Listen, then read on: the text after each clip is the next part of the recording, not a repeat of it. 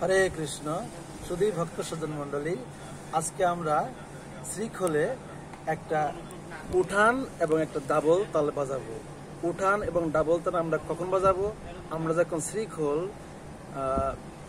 তুলসী আরতি, নৃসিংহ আরতি এবং গরুরতি বাজাই, তখন আমরা যখন প্রথম স্থায়ী বাজাই, স্থায়ী বাজায় যখন রেখে দিই, যেমন কি নম নম তুলসী কৃষ্ণ প্রিয়সী নাম নম, রেখে দিলাম নম নম বলে, তখন আমরা কি করব? একটা তেহাই দিই।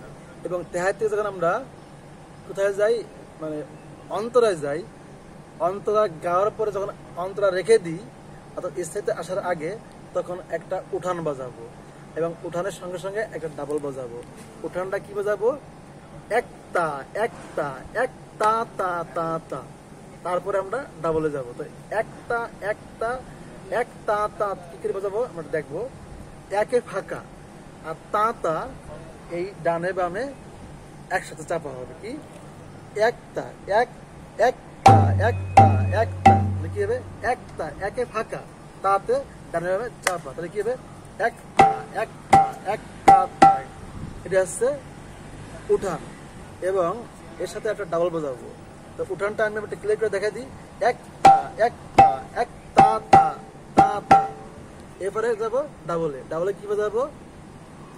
ধি না না তি ঘি ধি না। ধি আমরা জানি, আমরা ডানে বামে একসাথে দেবো ধি। আর না না না না না ডানাতে এক আঙুল দিয়ে উড়িয়ে না না। আর তি তিটা আমরা চার আঙুল দিয়ে এখানে চাপা বসাবো তি তি। আর ঘিটা এই বাম হাতে এখানে শুধু ঘিস হবে, এটা হালকা করে তি তি। এটা কিন্তু ঘি এরকম ছাড়া হবে না, এরকম তি তি।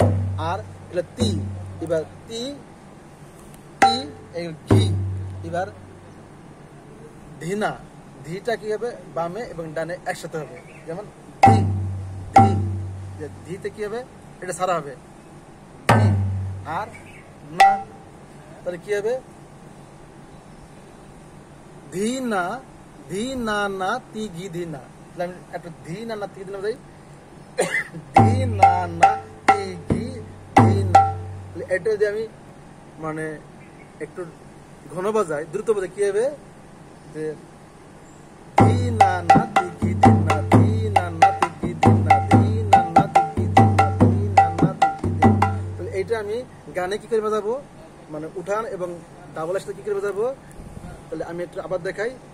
একটা একটা এক তা তা ধি না